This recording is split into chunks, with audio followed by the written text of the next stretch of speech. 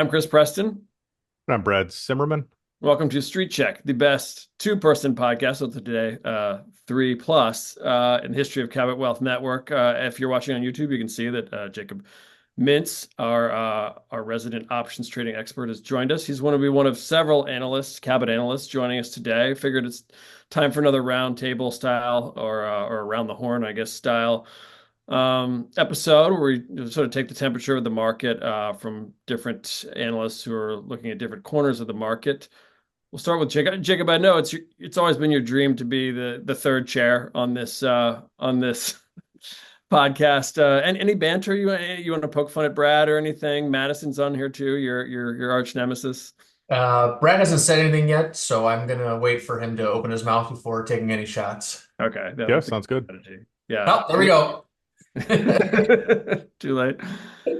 Um, Jacob, so what are you seeing in the options market now? I know you've been bullish. Is it leaning any way? I mean, are you seeing hesitation? We're now what less than 2 weeks from the election. There's a lot going on out there. Are you seeing hesitation, bullishness? What are you seeing? Big picture, I'd say the options market's gone fairly quiet, Yeah. though there have definitely been some really big call buying in a lot of the leaders, the market leaders. So last 2 weeks ago, there was just massive call buying in Nvidia, looking for a big move higher in looking out to March. So when I see big call buying in the liquid leaders, that's kind of an encouraging sign to me. Yesterday, there was a $185 million call buy in Tesla. So I'm seeing a lot of that type of action kind of in the market leaders. So that is encouraging, though I will say it is definitely slowed down in the last week and a half in terms of option activity. Again, though, if I were to be positive, there's not been big put buying in really any stocks. So that I'm encouraged by what I'm seeing in the options market. The VIX is trading at 19 approximately. I wouldn't anticipate it's going to fall any further from there, no matter where the market is at this point, because traders are going to want to buy some protection. And it's just, I'm guessing 19 to 23, 24 is where the VIX is going to settle for the next week and a half.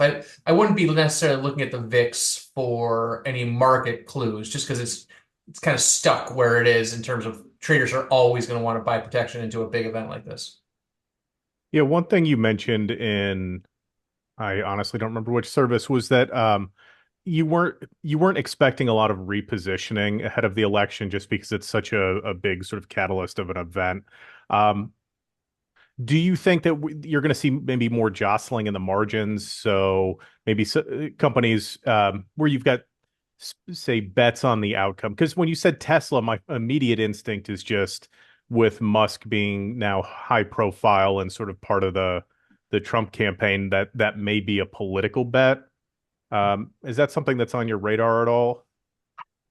I'm not sure. I hadn't thought about that angle, and I try to stay out of the politics stuff as Yeah. much as possible. I will say the market, I don't know the data on the top of my mind, but there was a note out that came out this morning that essentially said the Trump playbook, so the odds of Donald Trump winning the election and how stocks will react to that is at the highest level compared to Harris winning the election really since the start of the election cycle. So the market is pricing in, if you think there's a Trump playbook of sorts, the market is pricing in a Trump victory. So that could be a play on the financial stocks that have been working so well. So there is some movement in terms of that, but I don't know. The market has also ran into the election, so we could see a Yeah. buy the rumor of, if you think that Donald Trump is better for the market, buy the rumor, sell the news type of situation. But big picture, in terms of me, I think just as long as there is a result, as long as there isn't a contentious multi-week fight over who won, Yeah. market's going to handle this and do what it does without. It doesn't. I don't think really matter if President Trump or Vice President Harris win the election.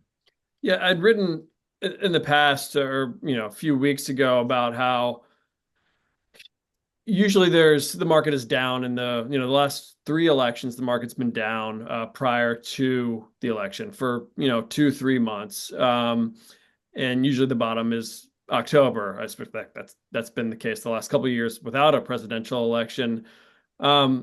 And then it takes off in November. Just wants an answer. It took off after Obama won the second time. It took off after Trump won. Took off after Biden won. It doesn't care who wins. It just wants an answer, like you said.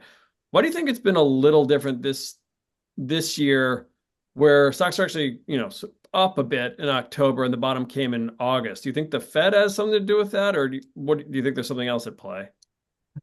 I don't know. I mean, I will say what is making me so encouraged about the market, and it doesn't really tie into the election, is just that the market has handled so much bad news over the last couple of months so well. You've got war in the Middle East. That's a real problem.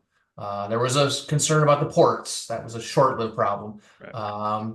The hurricanes, could have knocked out, the Southeast.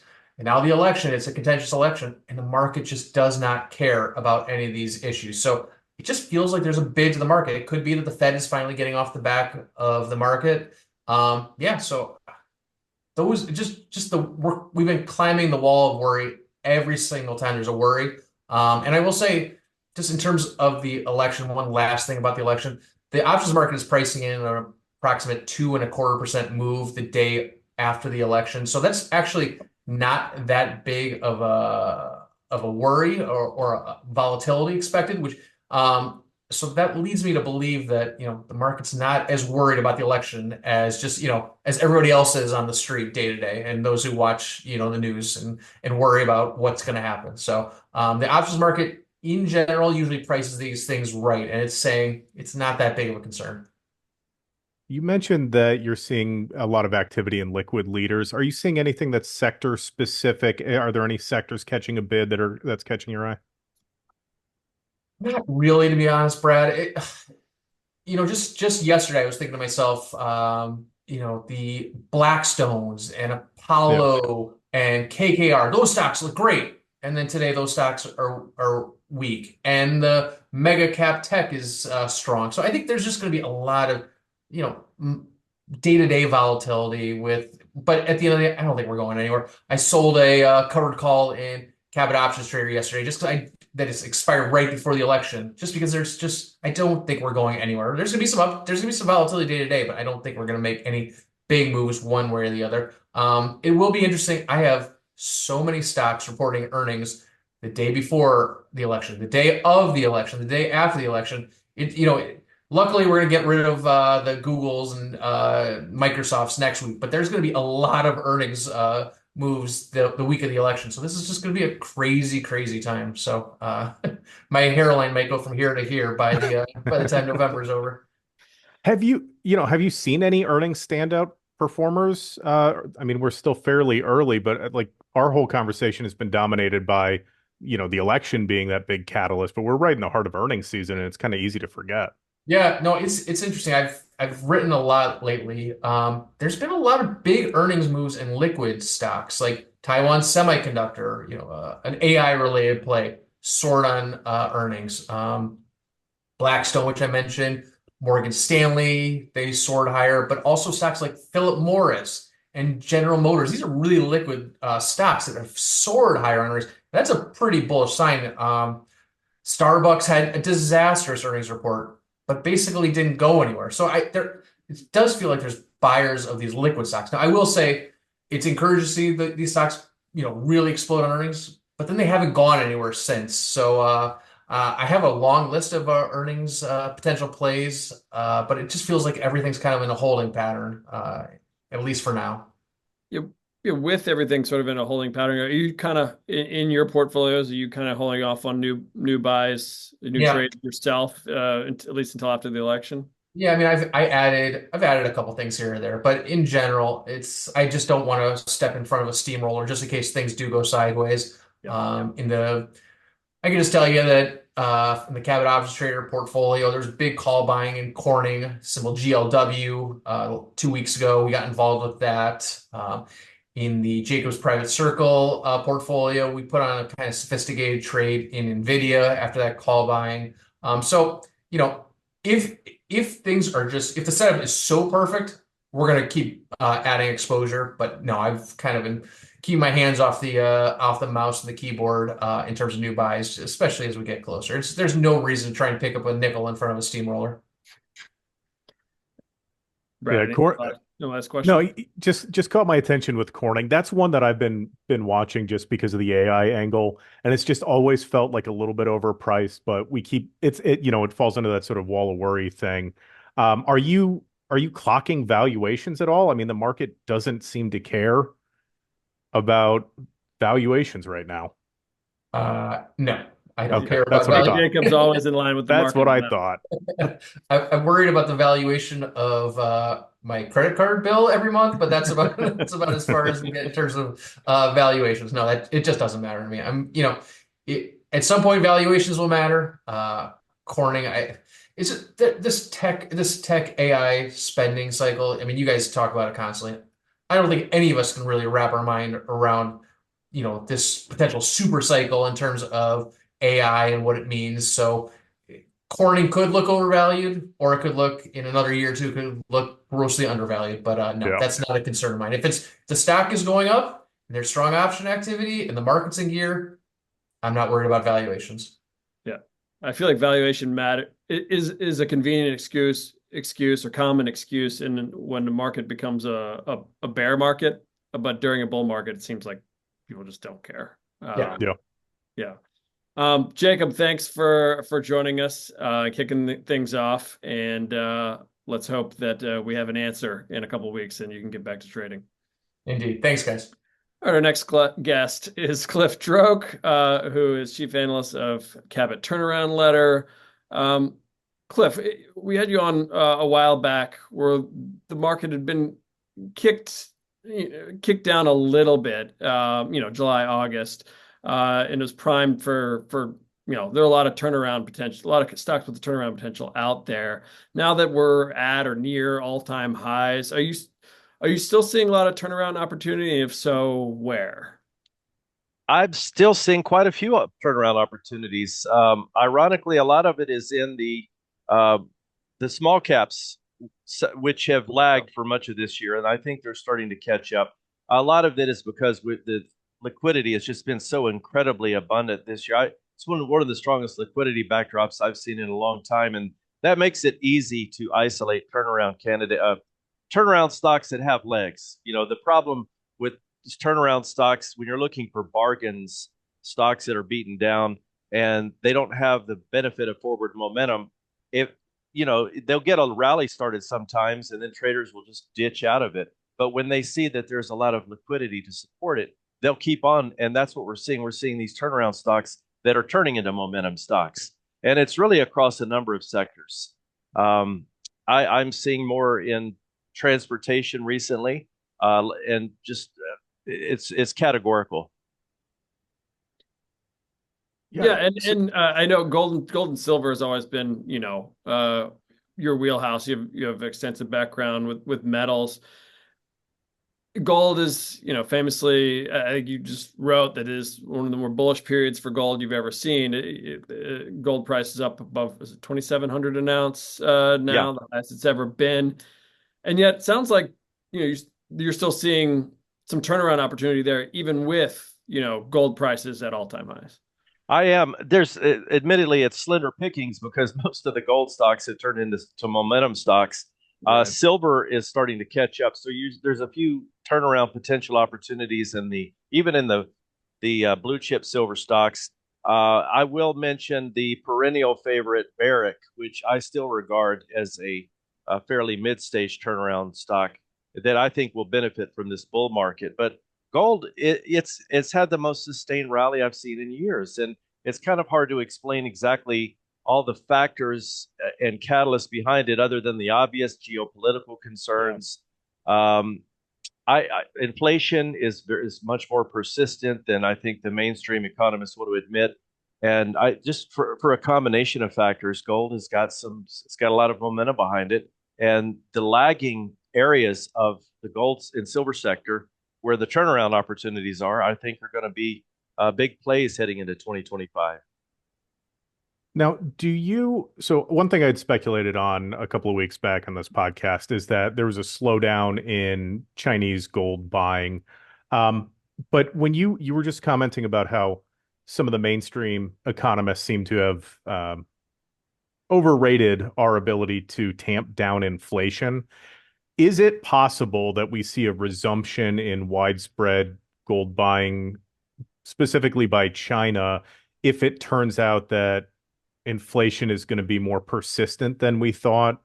I mean, could that represent maybe a supporting bid for gold? Basically, the pitch from my perspective is, hey, we all got it wrong, and inflation is actually here to stay. The Fed cut earlier this year was a mistake. If that is the case, what are you thinking, maybe target wise, or what are you thinking environment wise for what gold looks like going into next year?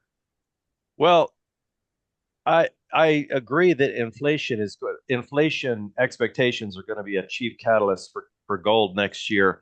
And as far as China, the Chinese look for any excuse to buy gold. They're the world's renowned gold, and as far as individual investors, they buy the physical bullion and stuff it under the mattress, so to speak.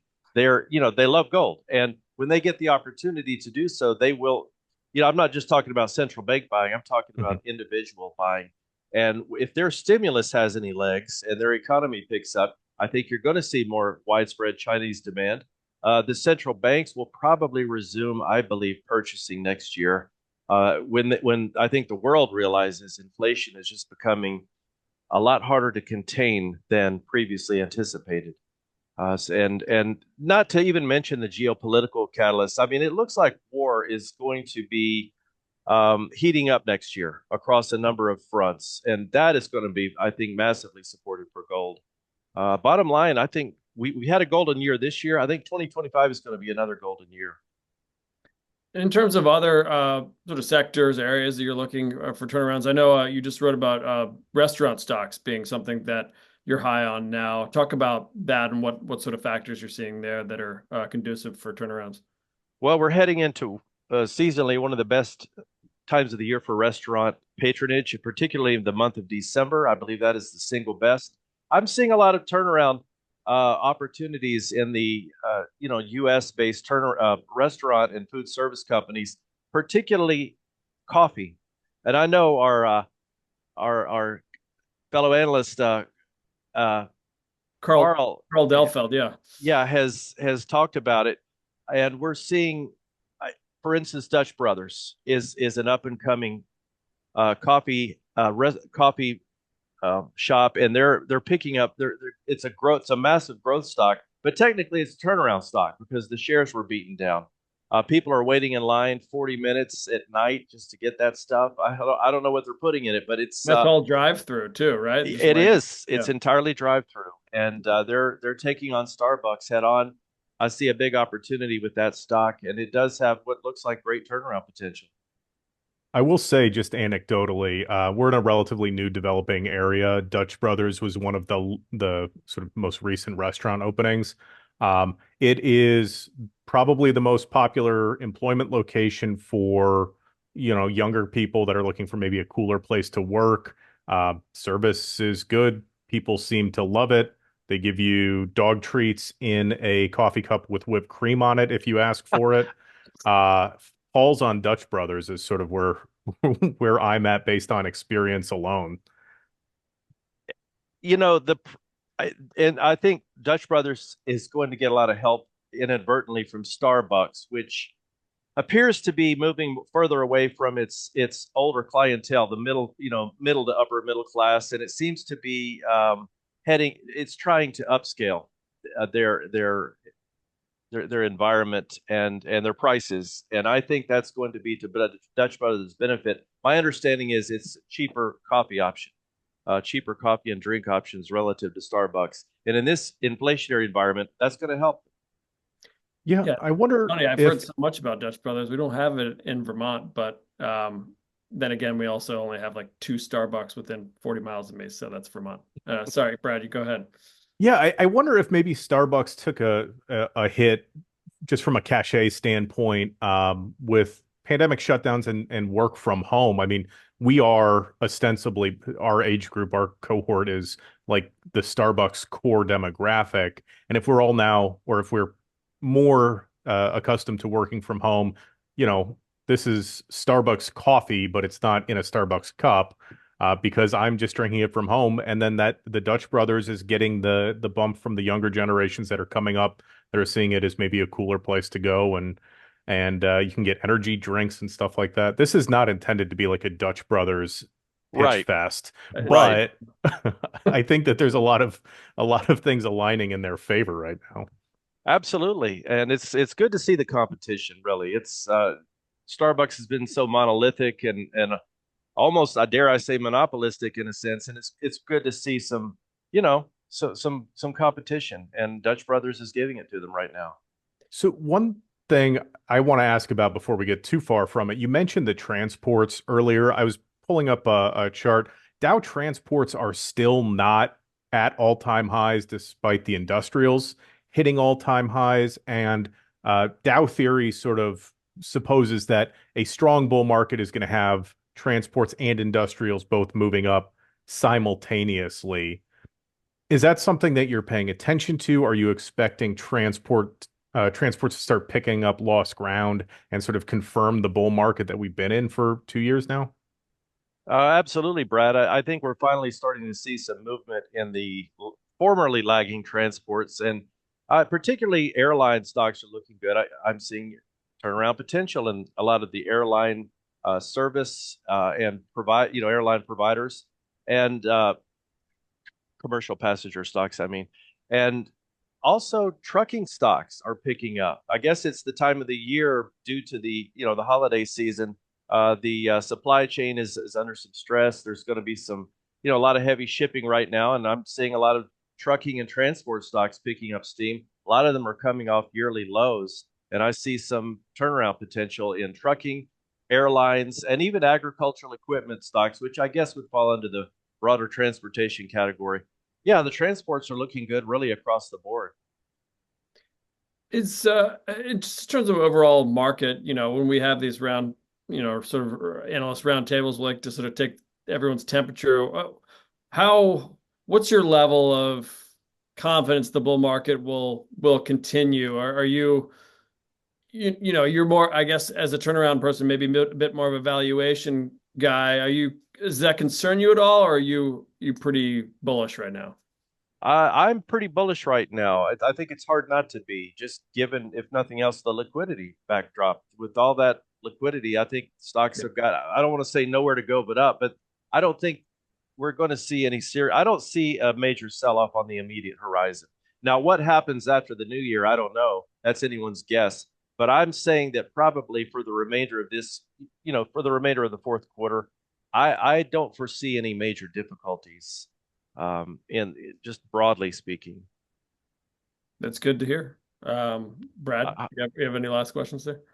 No, I do think I need to take a bearish stance, though, just to prevent what we've seen the last time we've done these roundtables, where we all come out bullish and then we get an immediate sell-off. I think the last one was like mid-July, right before a 3-week sell-off. But, if we see a 3-week sell-off again, is that such a big deal? Because look, we're right back at new highs. Exactly. Yeah. It could be, I hate to say, it could be a buy the dip opportunity. Right. Yeah. It's anyone's guess, but if we get a sell-off, I can say I didn't see it coming, because I don't see it coming. Yeah. Well, we'll just blame all of you who are bullish on this podcast if it happens again. But Brad, maybe I'll join you in my bearish stance. I'll go bearish for once. Clif, thanks for joining us, and thanks for your insights. And you can read more from Clif, Cabot turnaround letter. That's under the premium advisories tab on the cabotwealth.com website. I highly recommend it. Clif, thanks again. Thanks, Chris or Brad. Appreciate it. Cliff. All right, now we welcome on Tyler Laundon, who's chief analyst of our Cabot Small Cap Confidential and Cabot Early Opportunities advisories. Let's start with small caps. So we just had on Clif Droke, who mentioned among turnaround candidates, one of the first things he mentioned was small caps. Small caps that we've talked about on here ad nauseum have underperformed for the last few years. they showed signs of life, especially after the Fed cut rates last month. But with interest rates creeping back up, not that that'll last long, small caps have sort of the rally's been on hold a bit. Well, what are you seeing? Well, first, it's nice to hear that Cliff mentioned that. I didn't pay him or prompt him or anything. So thanks, Cliff, for a shout out for the asset class. Yeah, what a kind soul to you. Yeah, for sure. Yeah, I mean, Chris, you just kind of touched on all the things, right? Like small cap. I just put we did the weekly update for the Small Cap Confidential Advisory yesterday, and I put in a chart that showed the small cap index and the 10-year yield. And last 2 weeks, week and a half, direct inverse relationship. So super short term, this run up in yields lately has impacted the small cap index, but it's off what 3% maybe from the year's high, and it's been bumping up. This is the small cap index I'm talking about. It's bumped up against its year 2024 high 3 or 4 times now, the last one being a week and a half ago. So they're right there. They're on the verge of wanting to break out. I think it's just a matter of time. So I think the index looks good, and when we dig deeper, of course, that's what I'm doing all the time. There's plenty of opportunities within the small cap index for investors right now. So I'm seeing a lot to like. But I think it would be nice if the index could break out so that the general investing public, like the average person who's looking online or reading the Wall Street Journal, sees that small caps are trending higher, just like the NASDAQ and the S&P 500. Are there any particular sectors within small caps that you're looking at, or anything, maybe not even anything that's actively breaking out, but something that looks primed to break out? I mean, if that's sort of the asset class condition as a whole, what are you looking at as maybe a leading sector? Yeah, so there's some very, very thinly traded small cap sector ETFs from Invesco that I watch, and I compare those to the similar sector ETFs for the large cap, and they do kind of give you an indication of what's going on. And I'm not saying that I'm a small cap ETF trader by any stretch, but we're looking at financials. There's a really big financial component in the small cap index, and those have been relatively strong. That's helping, as well as some of the industrial names. And we have some industrial exposure in Small Cap Confidential. But Brad, just to get right to your question, it's always interesting when I try to take one of the stocks that I follow and put it into a small cap sector bucket. It never seems to fit perfectly well, because a lot of times they're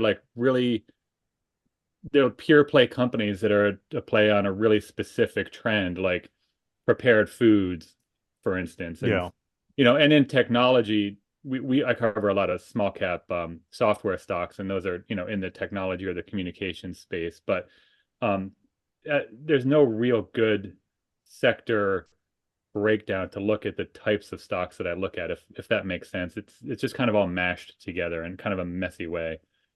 Yeah, it makes perfect sense. They're serving a specific business need that's not necessarily reflective of broader sector performance. Although it is interesting that you bring up financials. That was one that Jacob, who was on first, had mentioned in large cap land as having some potential upside. So that may be sort of a recurring theme for us in this episode, at least.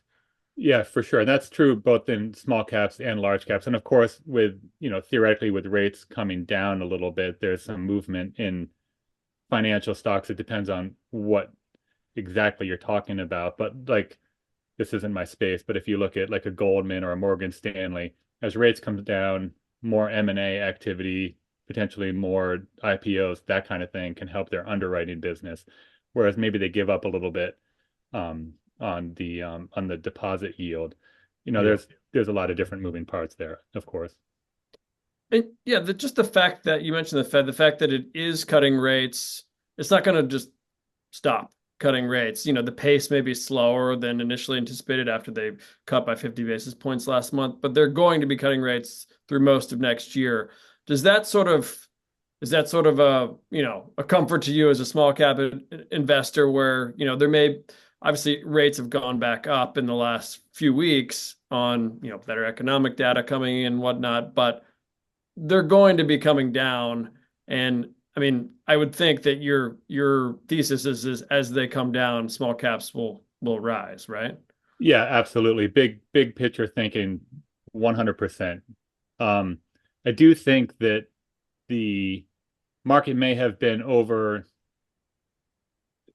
Whenever we talk interest rates, I end up eating my words like a month later. But I do think that maybe the market has been a little over exuberant in terms of thinking about how quickly those rates will come down. Right. Chris, you Right. alluded to that. But again, big picture trend, they should come down unless for some crazy reason inflation starts to tick up again, which the data isn't showing that. It's not really a concern, but we don't want to get into all the boring mechanics of federal deficit and all that stuff. But interest rates coming down, Fed funds rates coming down, tailwind for small caps, that absolutely factors in and should help. And I think we're seeing that in the market, right? Like these little pullbacks that we've gotten, they're pretty shallow these days. They're not really that significant.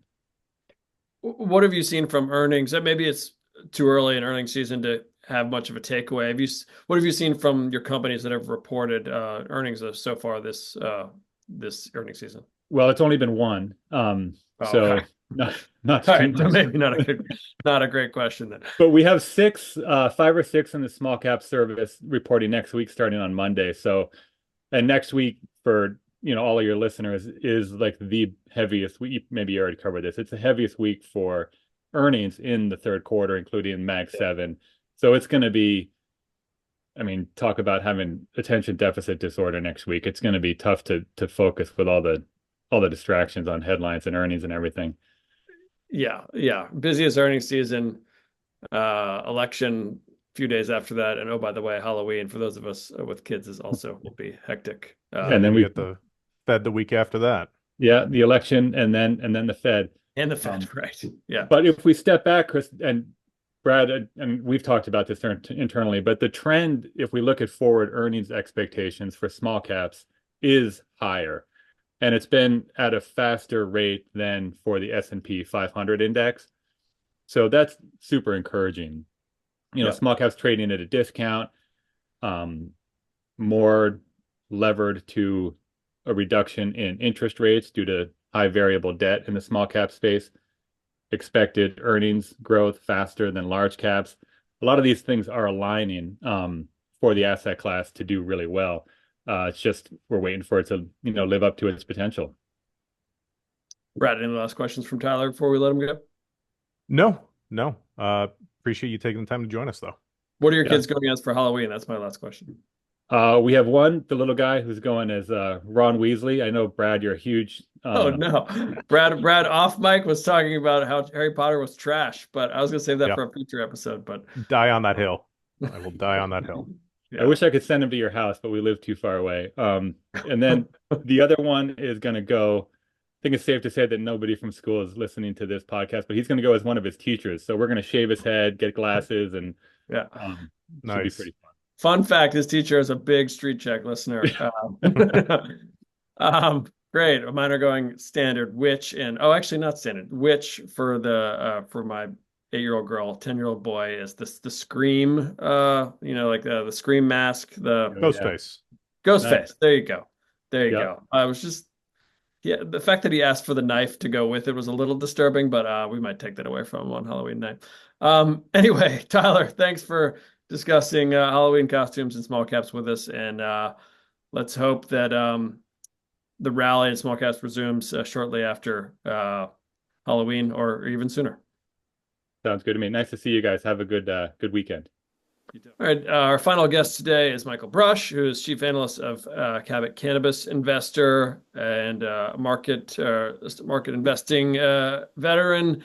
Michael, let's start with cannabis. As last time, we had you on, we discussed big couple of weeks coming up specifically with the election, not just the presidential election, but election in Florida and other places.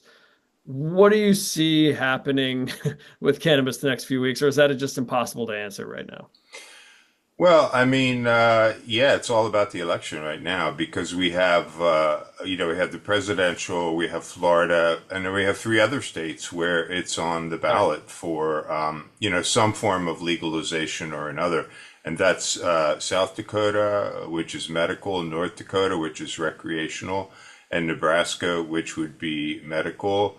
There's a huge dispute in Nebraska over whether signatures are valid, so that one seems to be flaming out. But let's start with the presidential. I mean, either way, it's good for cannabis because obviously Harris and Walt's victory would be much better. They're both just openly in favor of legalizing, and so Right. a lot would depend on the Senate and the House, of course, but that would be a much better ticket for cannabis stocks.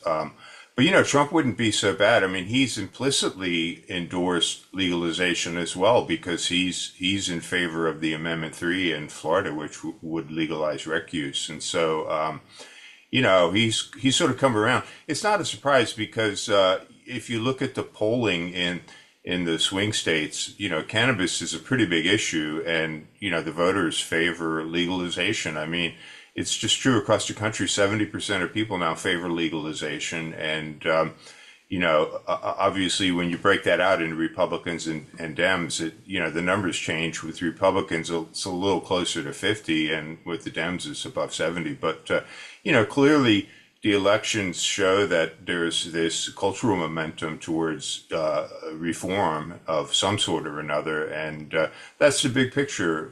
Whether cannabis stocks go up next week or not, I don't really know. But I think the Florida vote gets approved. It's going to be close, and that'll be a lift for cannabis stocks.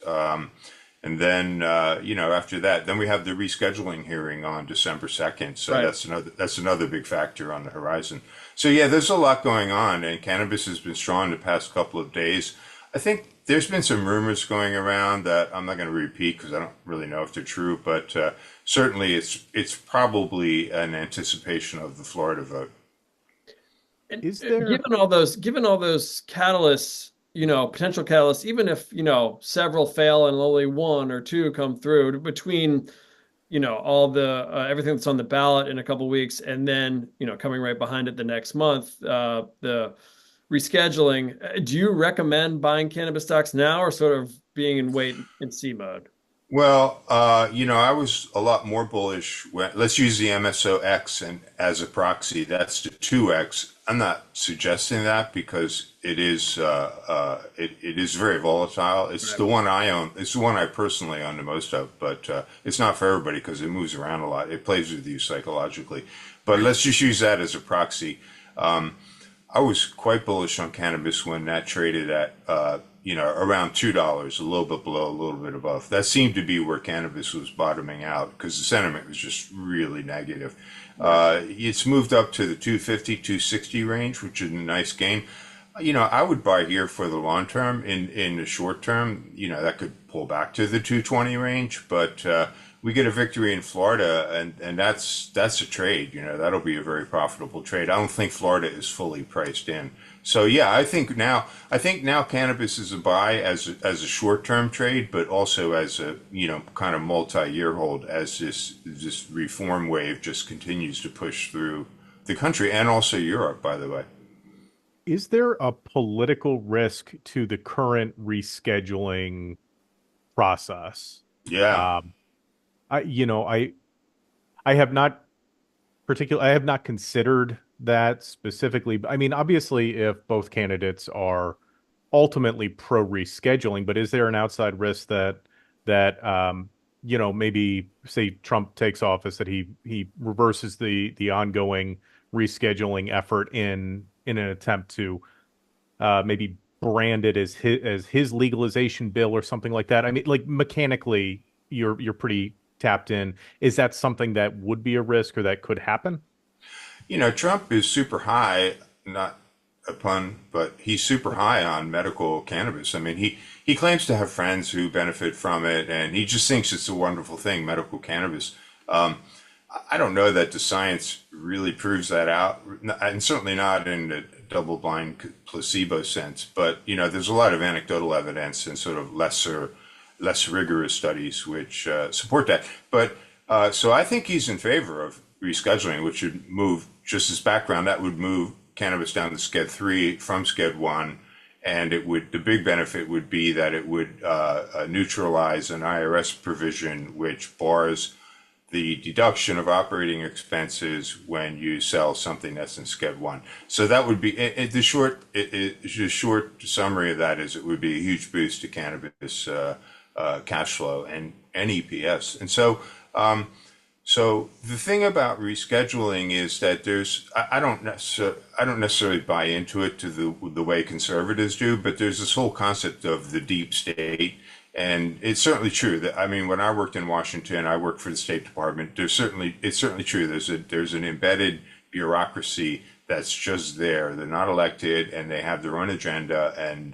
And now, so inside the DEA, there's some pretty good opposition to cannabis rescheduling, sort of old school thinking on Nixon era kind of thinking on cannabis. And so that's the real risk. It's a hearing on December 2nd, and everybody's thinking like it's going to be 4 hours and it's done.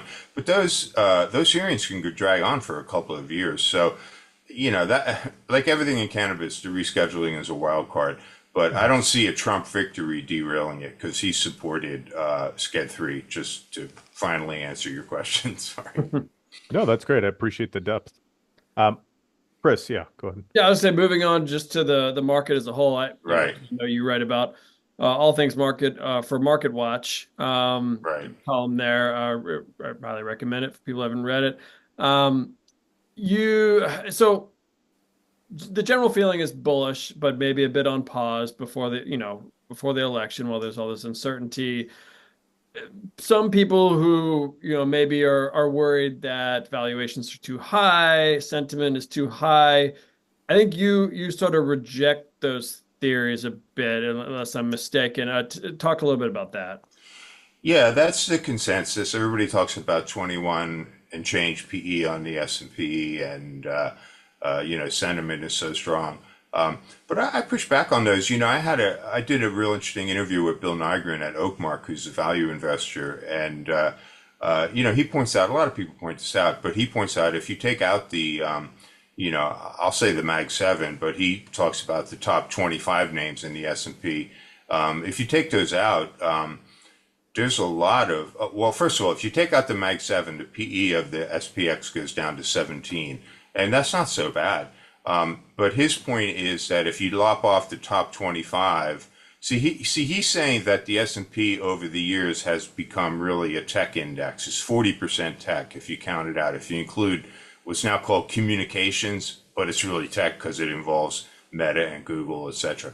So if you take those out, there's a lot of single-digit PE stocks, and there's one we talked about, which I'll be publishing on. I mean, get this, it has a 5.5 PE forward, and it's growing EPS at 25 to 20% a year. I mean, that's crazy that you can get that kind of growth for such a low price. So there's a lot of value out there to be had. And the big question is, does the upper end of the market, in terms of PE, does that stall and maybe come back a little bit?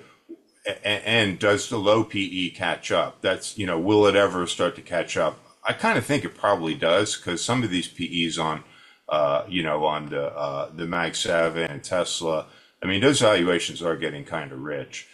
So that's on valuation. We can talk about sentiment too. Brad, did you have something? I think you said, did you have something to say on sentiment?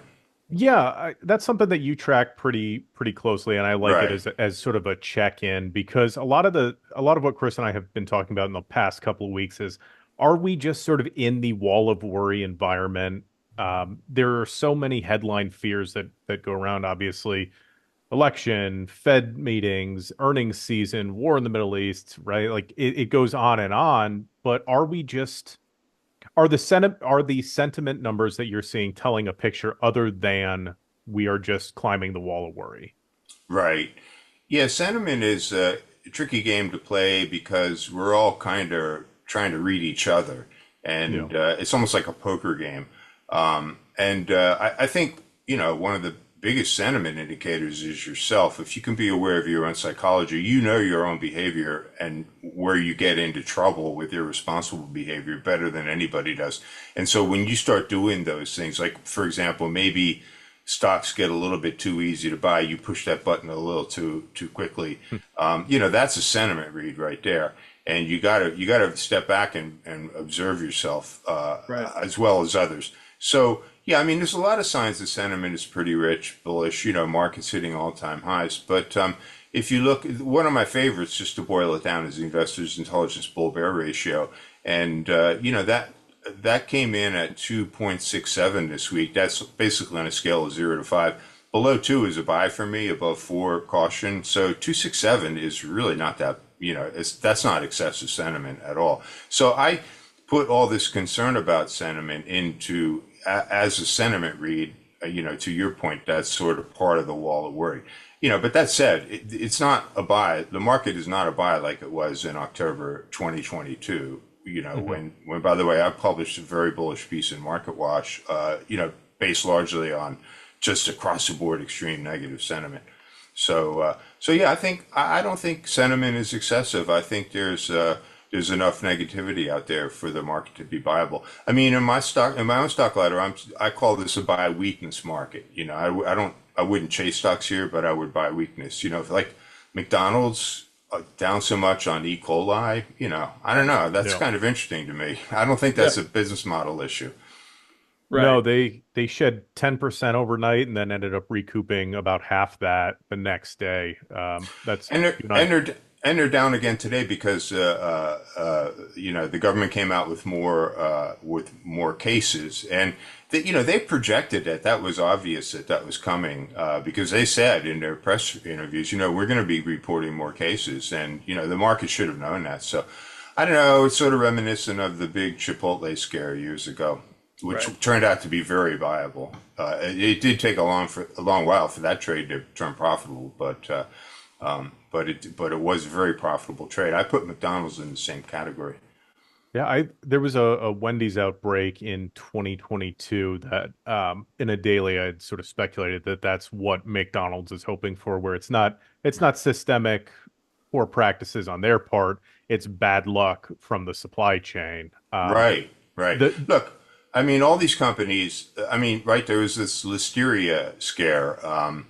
And I talked to the guy behind the tele counter at my supermarket about it. He said, look, and he's right. He said these companies all outsource and they rely on suppliers, and their reputation depends on the suppliers, and that's what happened here. And so you can say, oh well, it's not really McDonald's fault, but it sort of is because they decided to hire that supplier. But on the other hand, I think one of the best trades always in the market is when there's a problem with a company and it looks just like a one-off problem that doesn't impact the business model. Another good example of that right now is CrowdStrike. I like that a lot better down in the 260, 270 range, but even here at 308, I think it's a buy. I think that goes back up to 350, 390. I don't see that.